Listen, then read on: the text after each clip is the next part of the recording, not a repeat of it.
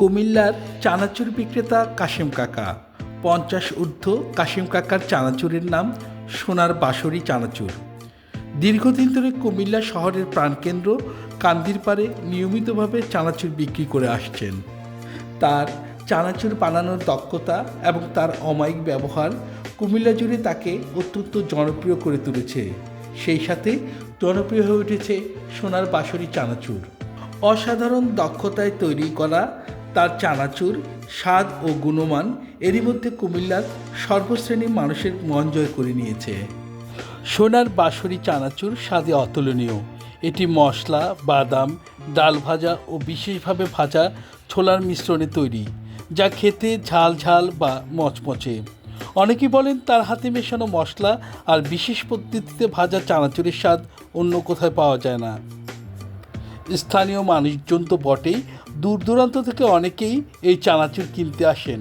বিশেষ করে বিকেলের নাস্তায় বা চায়ের সাথে এটি খুব জনপ্রিয়। কেউ একবার খেলে বারবার ফিরে আসেন।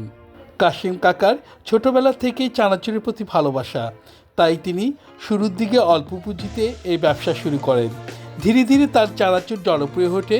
এখন তার দোকানের সামনে সবসময় ভিড় লেগে থাকে। কাশেম কাকার সোনার বাঁশরী চানাচুর শুধু স্বাদেই অনন্য নয়, এটি তার পরিশ্রম ও ভালোবাসার প্রতিফলন। মশলাদার ঝাল ও মিষ্টি মিশ্রণে এই চানাচুর খেলে মুখে এক অন্যরকম স্বাদ আসে। স্থানীয়রা বলেন, কুমিল্লায় এসে কাশেম কাকার সোনার বাঁশরী চানাচুর না খেলে কুমিল্লা ভ্রমণ অপূর্ণ থেকে যায়। সোনার বাঁশরী চানাচুরের ব্যবসার সাফল্যের পেছনে রয়েছে তার নিষ্ঠা ও গুণগত মানের প্রতি তার একাগ্রতা।